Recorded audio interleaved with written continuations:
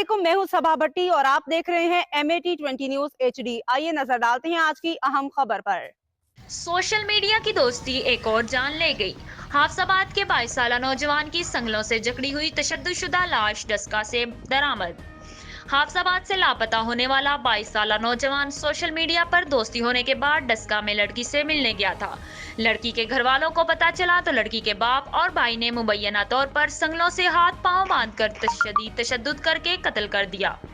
मुल्जमान ने जहांगीर नामी नौजवान को बेदर्दी से कत्ल करने के बाद लाश खेतों में दबा दी थी। पुलिस जराये का कहना है कि मकतूल का मोबाइल थाना सदर डस्का के करीब आकर बंद हो गया था।